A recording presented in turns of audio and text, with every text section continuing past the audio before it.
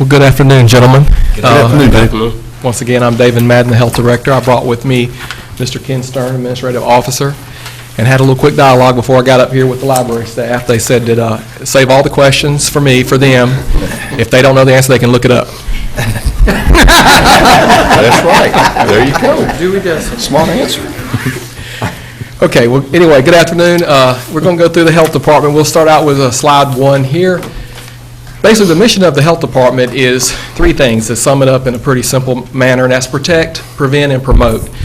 And that pretty much encompasses everything that we do at the Health Department, even though we have a very complex system with a lot of programs. But we protect the community from public health issues, we prevent unnecessary health burdens, prevent the spread of infectious disease, and we also promote health and health behaviors in the community.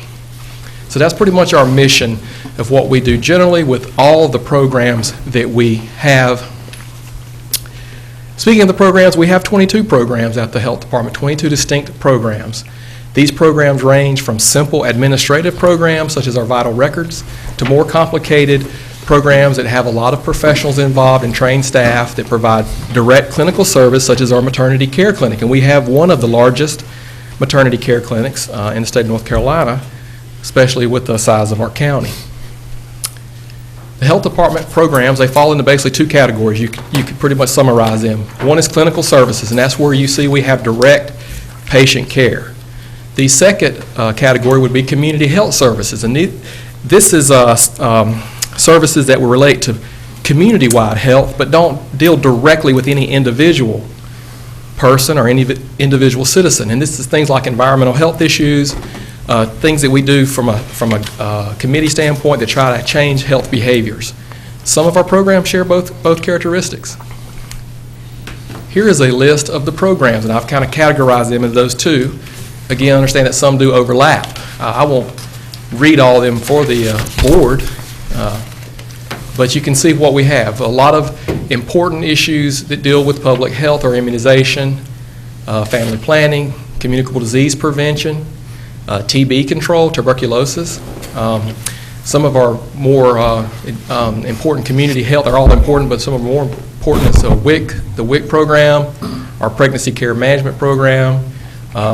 People don't realize that rabies control actually falls under public health's purview. The animal control deals with the animals directly, but if we have exposure to rabies, public health is involved because we have to monitor the people that may have been exposed to rabies, make sure that they got the proper treatment, and make sure that we don't see any more exposure.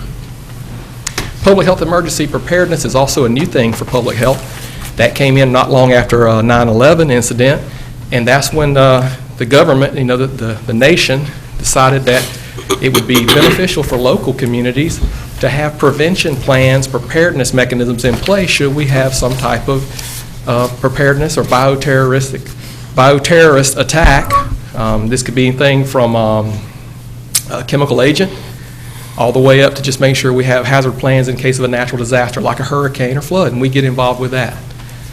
At mass immunization is another area of public health emergency. That's where if you have an exposure like the risk we have with H1N1, if we were to have a very volatile or severe case of some type of virus exposed, can public health respond appropriately with staffing and a plan to get people vaccinated as efficiently as possible to avoid any type of mortalities? Here's some additional responsibilities. We have a lot of public health professionals. They serve in secondary roles besides their primary roles, and this include the community outreach, partnerships they participate in. They do education for Wayne County residents. Our health educator, for example, works with the county's wellness program for smoking cessation. Professionals at the health department also serve on various boards and committees, work groups, task forces, partnerships, and so on that promotes our health agenda, which is the improvement of the health for Wayne County. Our health department consists of right now 125 employees. 5 of those are part-time positions and 3 are temporary or contract positions.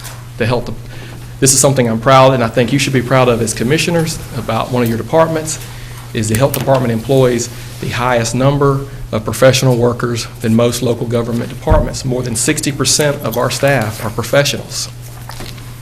Here is a little pie diagram that demonstrates that. As you see, the ratio of our workers 37% of them have a high school education or higher. That means they could have some college but not completed. 49% of our staff have college education and college degrees, and 14% of those with college degrees have a advanced college degree, master's or MD or PhD. Mandated programs. Well, being public health, we do have mandated programs. The health department has several different programs that are mandated. We have communicable disease control. This deals with sexually transmitted diseases, tuberculosis, and other infectious diseases. We also have vaccination and immunization programs that are mandatory. We have epidemiology and reporting mechanisms that are required, and then of course rabies control is another mandate that we do. Most other programs are not mandated by a federal or state statute, but with our agreement addenda funding that we receive a lot of state and federal block grants to support the funding of it. If we don't provide them, we're not eligible for the money, and if we do provide them, we have to either provide the service or ensure that the service is provided in order to keep receiving those federal and state monies.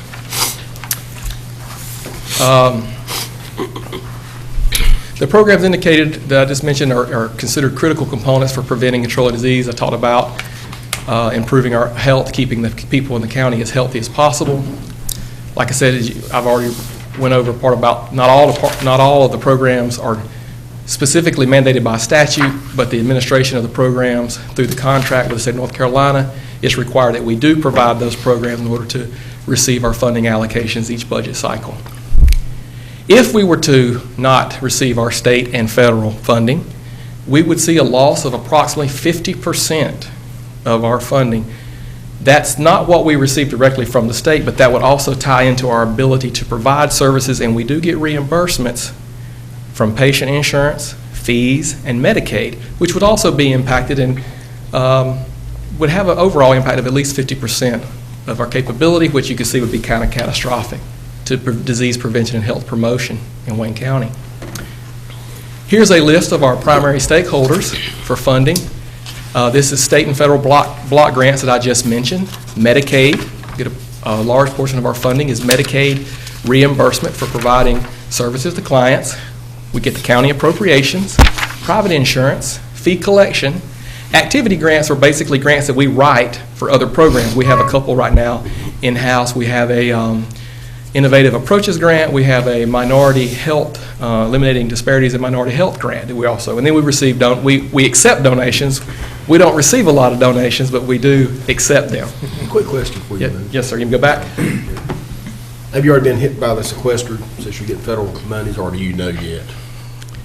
No, we haven't had any impact on that at this point in time, because most of our monies has been just about been drawn down from what's in our state allocations. Not all of it, but I don't know what that'll mean for us in the future, because Next fiscal year. yeah, the next fiscal year would be where we would probably see the I impact. thought it might be too early to ask, but I just wondered. Well, there's potential there, depending on how that money is distributed, because they're going to reduce the money, then how that money gets distributed into what categories at the federal level depends on, because a lot of our federal money comes through the CDC. Center for Disease Control, they receive the grants, they send them, they disperse them out to the states, and then the states take that amount of money for those categories. They make them categorical. They also put in a certain amount, which we'll see in just a moment. Okay. Here is another pie chart. This is basically showing our revenues as projected for the 2012-2013 budget year. As you see, we receive approximately 26% state and federal dollars. We receive 25% local dollars. We receive our previous year's revenues, which is 21%. Medicaid earnings, 21%. Insurance, you see, is a very small 2%. Fees, 3%. Smart Start is another grant money. They receive money and then they contract with us to provide the services, so that's part of our budget, which is 2%. And then donations is not exactly 0%. That just rounded up. We do receive a very small portion of donation. Can I stop you on that Yes, just sir. a moment? I think we need to dwell on that, in that only 25% of that entire revenue of your department, the cost of your department, basically is funded from local dollars from county. Only 25%. Now, I think you may have later on a dollar amount for that. Yes, sir, that is Mr. Daugherty. Donation, like I said, is not 0%. We do receive a donation. The donation actually comes from our Board of Health. They decided, they passed a motion about 5 years ago to take the stipend that they're paid for being a Board of Health member and donate that back to the Health Department as a donation. So it's money that's theirs. They donate it back to us, and what it goes into is our abstinence essay contest, which each year we solicit abstinence essays from teens in the school systems, and we select the top ones and have them come in and read them at a Board of Health meeting, and then we'll take that donation money and we award part of it as a grant or a monetary award to these students for scholarships for that abstinence. Thank you, Ken. Here is the breakdown, as Mr. Daugherty was referring to. It is a comparison of the 2013 budget versus the 11-12 budget. It's got the difference to the far right-hand side of the screen. You see our state monies is this year is $2.2 million. Smart Start money that I mentioned for the contracted services, the donations, the fees that we've received, insurance payments, Medicaid allotment, local appropriations, and then our previous year's earnings and revenues. Quick question. Yes, sir. Is Smart Start part going through your department? No, sir. Smart Start is an individual agency. What they do, that's the Wayne County Partnership for Children. I'll make sure I get it right. I'm so used to saying a different way, but Partnership for Children. And what they do is they receive monies to provide certain services, and they contract with us with 3 specific services: health services team, the Young Moms Connect program, and the Knapsack program. Okay. And basically what we do, we hire a staff that facilitates those programs. They're supervised by our staff that's working in other programs, but we just facilitate the worker, and we get a certain amount of reimbursement through the Smart Start agency. We get from Partnership 7 or 8 different, as you're going through these, you'll see that. Then that comes through the state, but you'll see 7 or 8 of those from 4-H to health to DSS. You'll see it in different places. Okay to go on? Oh, yes. Yes, okay. Doing more with less. This is what the public health motto has been lately, because even though we've all seen that a penny in prevention is worth a pound in cure, we seem to be getting that penny sliced more and more to we're down to, I don't know what a partial penny is exactly. But the recent approach to providing quality public health services is to do more with less. That's okay. I mean, I believe in that. To do the best we can, be as efficient as possible. The problem that arises, though, in order for you to prevent and have certain amount of capability to provide public health services, you have a tangible cost, and that's just a fact of it. You can't do prevention, on the fumes, and we've done well, and that's what I'll say. The Wayne County Health Department has shown a responsible approach to this new challenge. In the previous budget I showed you, even though our budget increased by 1% from fiscal year 11-12 to 12-13, the overall amount of county appropriations decreased by 2.4%. We're going to, we'll try to keep doing that as best we can, but there is there's always that law of diminishing returns where you have to do that. And there's more and more demands on public health. When no one knows where to put something, they put it in public health. When they run out of ideas in a committee, where do we put this? We'll stick it in public health. And we keep getting those kind of things. So, it's important to understand that. This new shift in public health initiatives, you've all seen it with the comprehensive land use plan discussions from City of Goldsboro. It's all about system changes. It's all about environmental policy changes. This is not new news, but this is things that's requiring more from us, and we're not getting a whole lot of money to do those things. But it is important for the health of a community. Public health funding challenges. Federal block grants have fluctuated more in the past few years than before. State monies are usually matched to the federal dollars in some proportion. Excuse me. And that's been the case here lately. Over the last few years, with the change in legislation and things like that, we've seen the monies ebb and flow a little bit, in some, not significantly, but it could be a telltale sign of things to come. For example, over the past few years, here are some reductions we've just seen from the state and federal level. State funding in preparedness dollars was cut 40%. Health promotion was cut 85%, even though that's one of our primary community health impacts initiatives. Tuberculosis was cut 20%. Family planning monies was just recently reduced by about 8% across all health departments, and that tied into the money that the federal, when the when the legislators cut out the money going to the Planned Parenthood organizations, they, in response, solicited the federal government to make up the differences. So the federal government allowed them to apply for the federal block grants, and so now they applied and they actually received some of that money, and that money that they received was money that was going to local health departments. So it got routed, so we took an 8% cut. Medicaid. Medicaid has been changing. You've seen what's happened at DMA at the state level, Division of Medicaid, Medicare Assistance. It's been changing. Recently, they changed the way we can bill for the services we provide our prenatal clients. One of the big things that we didn't know until we ran the numbers just recently was they changed our billing package. Used to, you come in, you got a service, we billed Medicaid. We got our reimbursement. If we did labs, we got a reimbursement. Well, this new model says you can't bill the labs. Matter of fact, unless the patient is designated as moderate or high risk, you can't even bill until after the delivery. So now we got services we were providing, but we're not getting any reimbursement for it until after the delivery. The problem with that, though, is since they cut down the mechanisms, it limited the number of visits. It also limited the lab billing, and that ended up being a revealing 22% cut, but we weren't told of that when they were changing that Medicaid model. That's 22% cut in money. That's a lot for us because we have a big maternity clinic. Reduction in environmental health, 33%. Don't let that number mislead you. We get a pittance anyway for environmental health from state dollars, so 33% cut of nothing is still 33% of nothing. That's the truth. So just be aware of that. I want to make sure that number wasn't misleading. There have been some increases in general aid to county dollars, WIC funds, and BCEP. That's Breast and Cervical Cancer Control Program, and WW means Wise Women. We've had some increases in the money, and that's because of the service level we provide. We provide more services, we get a little more money. The more impact we have, the better they want to help us. But we don't know how stable that is, and it's really going to depend on how things are going in the future, and also it's understanding that that money that we do receive is restricted dollars. Just because we receive it, we can't use it in other areas. We have to use it in the same programs that developed it. The question is, how long will this continue? Increased costs due to Affordable Care Act. This is a interesting discussion. I'm not an expert on it. I don't think from what I've been reading, no one really is. The change in Affordable Care Act mandates could modify the availability of federal and state block grants. Let me tell you why. Because if you increase the number of Medicaid eligible people by, say, the 500,000 in North Carolina, that money has to come from somewhere. It's not going to be grown at the federal level.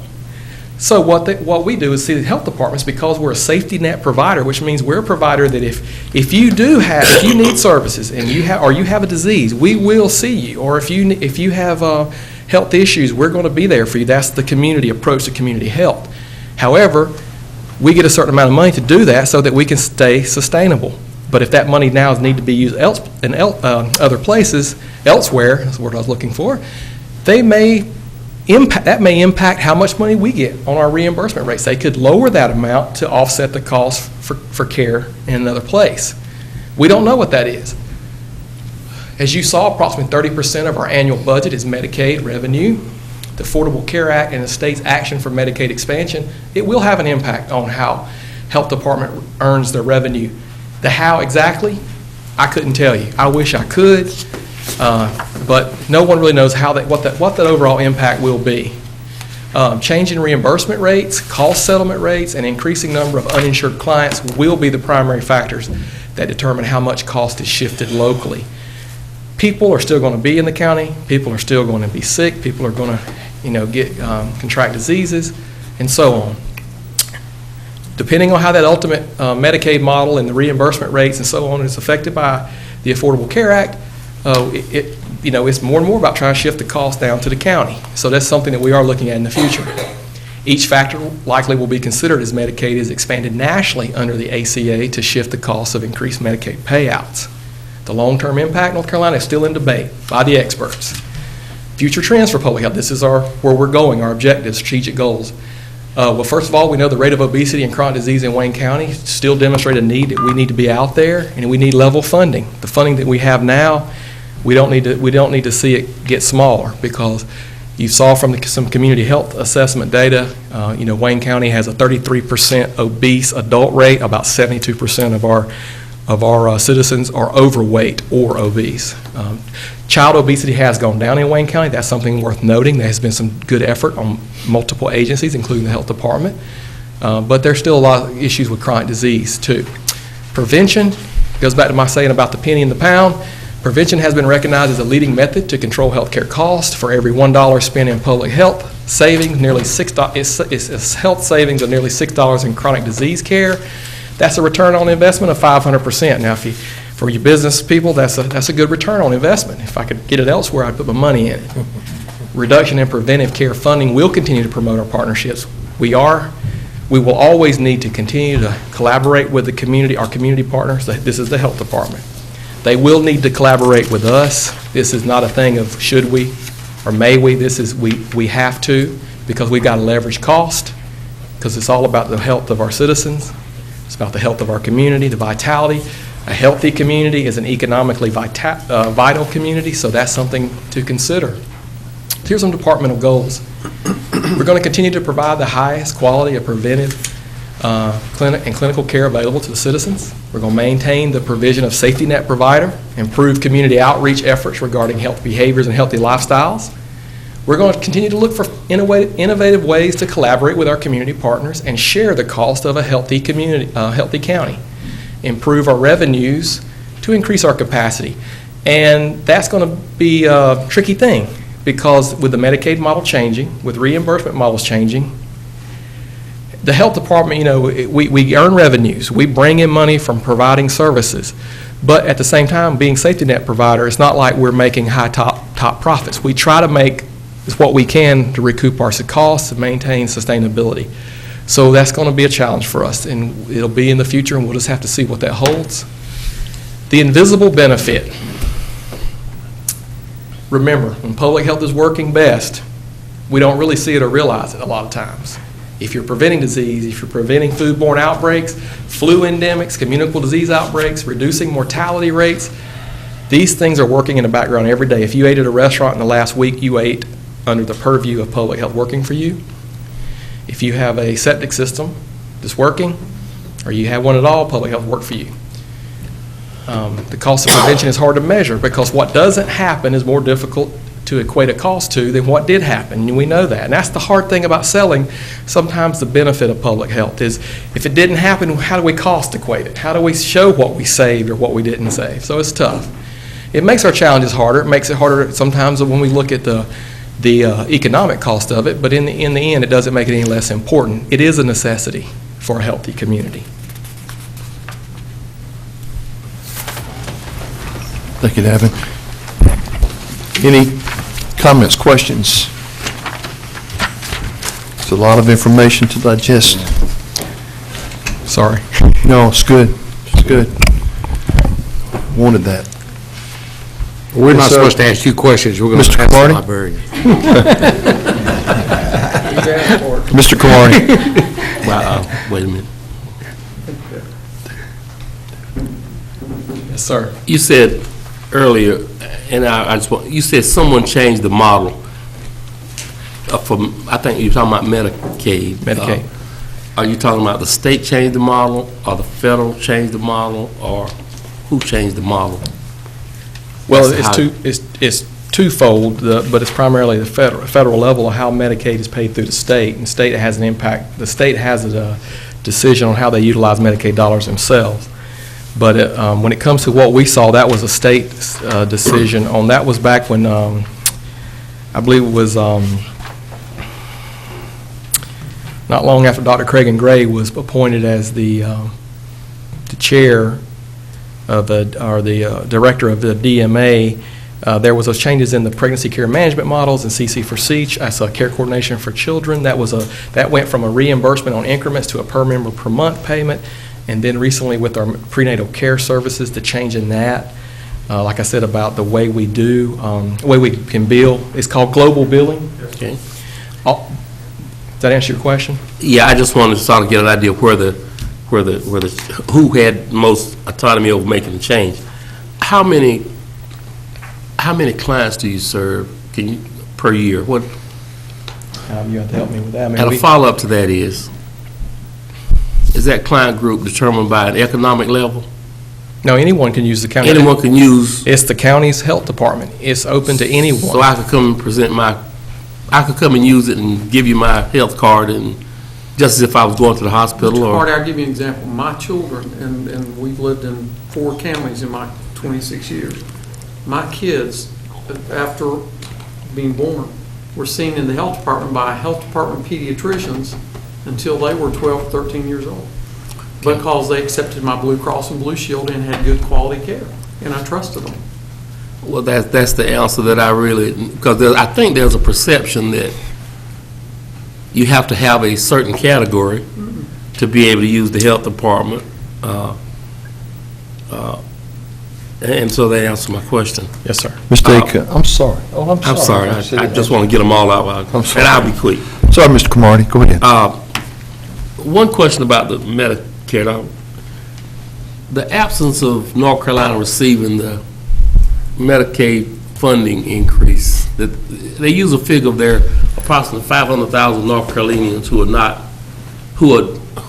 could be served. That means that you're not serving that population now, but the rules would move some so that population could be served, and how is it that determined? We do serve some of that population, and I don't know the detailed answer of that question, because like I said, it's still in debate by people much more expert than I am on impact. I do know that with the change in the vote, to a movement to not accept the Medicaid expansion, the challenge with that is there's a little bit of, I won't want to say loophole in the Affordable Care Act, but there is a condition in there where, if a person has to have insurance, now either they'll get it through a health insurance exchange location, they'll get it through Medicaid as part of them. It's where all insurances are competing to provide insurance.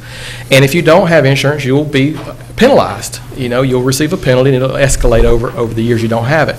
With the change of expansion, one of the issues that we'll run into there is that the people that are at 100% or below federal poverty level will not have insurance coverage, but they also are exempt from the penalties. So they'll have nothing that will incentivize them to get insurance. And that means they'll still need to be seen. Now, that doesn't just mean the health department's going to absorb them. That means that the hospital's emergency department will absorb people when they have needs. And any other, Watch, for example, a free clinic that provides care to uninsured people, all of those community partners will have an impact, because we're all there to provide services for people that have health needs but don't have insurance. I'll close by saying this. Every other department that we've heard from up to this point, whether it be the sheriff department or the day reporting, last week we talked to Wayne Opportunity, everyone who's dealing with people, it seems like the need for all these kind of services are going to increase. And so my concern is, and I know it's above my pay grade to make any change on this, but I must say it. When I see that we're not accepting dollars that we could accept to bring to North Carolina, but in these conversations we're having, each point we're saying that the need for health care and those kinds of services are going to increase. I'm just wondering what projections, if you can, as to what kind of increase you'll be coming back to this board right here to ask for. Is it going to be 5% increase per year or 6% increase? Okay. Well, Mr. Cromartie, that's like asking me what's the cost of a bag of groceries, and that really depends on what's in the bag.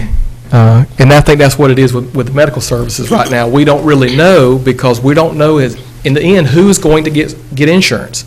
For all the people now that are not, because there's people out there that can afford insurance with their take-home pay, they just opt not to have it. Mm-hmm. So when this mandate comes down, they will be able to have insurance. But there's still going to be those that will not, and we don't really know exactly who they are, what number that is, and how they're going to utilize services, because there's so many questions in that about, well, are they a healthier population? Are they a younger population? I mean, there's so many other factors about what types of health services will they need that really makes me answering that question very difficult.